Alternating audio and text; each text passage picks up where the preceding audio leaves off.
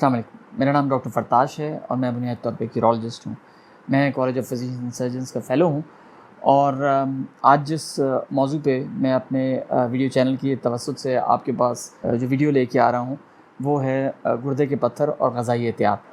गुर्दे के पत्थर जितने लोगों में होते हैं या जितने लोगों में बनते हैं, उनको ये हमेशा एहतमाल रहता है कि ये पत्थर इनको दोबारा भी होगा और 50% मरीज़ों को दोबारा पत्थर बनते भी हैं। जब एक पेशेंट मेरे पास आता है और उसको हम डायग्नोज़ करते हैं या हम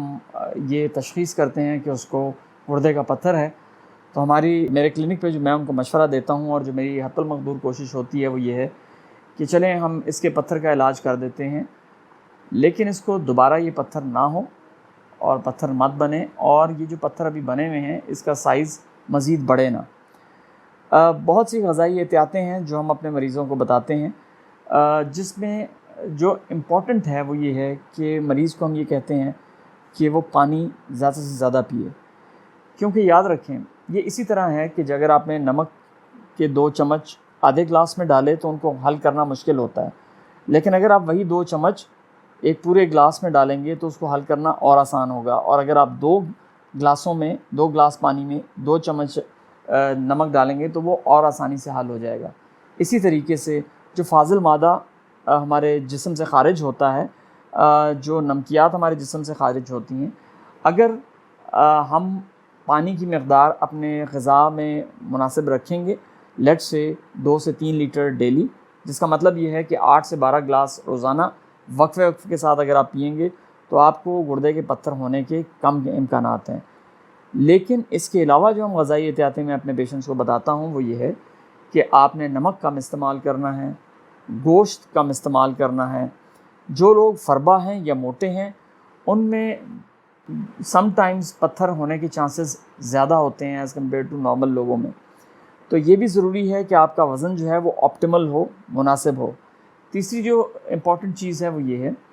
कि कुछ पत्थर ऐसे होते हैं जो मौरूसी होते हैं, कुछ ऐसे पत्थर होते हैं जिनमें तेज़ाब की मक़दार ज़्यादा होती है, जिस तरह यूरिक एसिड का स्टोन है, जिस तरह सिस्टीन का स्टोन है, या जिस तरह कैल्शियम ऑक्सलेट के स्टोन्स हैं। तो उसके लिए हमें मरीज़ को ऐसी ग़िज़ाई चीज़ें देनी पड़ती हैं जिसमें समटाइम्स सब्ज़ियाँ भी होती हैं कि जिससे वो उसके पेशाब में तेज़ाबियत कम हो,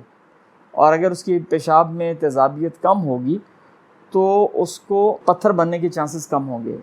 और जो पत्थर अल्कलाइन एटमॉस्फेयर को या अल्कली को सपोर्ट करते हैं, फॉर एग्ज़ाम्पल कुछ ऐसे होते हैं जो तेज़ाब में बनते हैं, और कुछ ऐसे होते हैं जो अगर आप तेज़ाब से ऊपर pH ले जाएं 7 से ऊपर तो उसमें बनते हैं। तो उसके लिए फिर हम मरीज़ को क्रैनबेरी जूस या कुछ और एडवाइस कर सकते हैं। ऑन दी होल ये ज़रूरी है कि जो आप खा रहे हैं वो उसमें एतदाल रहे। जो लोग वज़न कम करने के लिए गोश्त की मक़दार ज़्यादा कर देते हैं उसमें भी बड़ा एहतमाल है कि उनको गुर्दे के पत्थर नॉर्मल लोगों से ज़्यादा हों, क्योंकि जब भी आप एनिमल प्रोटीन्स लेते हैं तो उससे आपको गुर्दे के पत्थर होने के ज़्यादा चांसेस होते हैं। इसी तरीके से जो लोग ये समझते हैं कि कैल्शियम लेने से उनको गुर्दे के पत्थर होते हैं, तो साइंस इसके बरक्स बताती है। वो ये कहती है कि अगर आप कैल्शियम की मुनासिब मक़दार लेते रहेंगे तो उससे आपको गुर्दे के पत्थर होने के कम चांसेस हैं एज़ कम्पेयर टू अगर आप कैल्शियम को कम करेंगे अपने ग़िज़ा में। बहुत से पत्थर हैं जिसमें कैल्शियम शामिल होता है, फॉर एग्ज़ाम्पल कैल्शियम ऑक्सलेट है और कैल्शियम फॉस्फेट के स्टोन्स हैं जिसमें कैल्शियम शामिल होता है। लेकिन ये सारे तमाम पत्थर उस वक़्त ज़्यादा बनते हैं अगर आपके ग़िज़ा मुतदिल नहीं है, या अगर आपने कम कैल्शियम लिया, या अगर आपने पानी की मक़दार कम रखी। तो ग़िज़ाई एहतियातों में जो मज़ीद चीज़ें हैं वो ये है कि हम मरीज़ को ये कहते हैं कि आप फल और सब्ज़ियाँ ज़्यादा खाएँ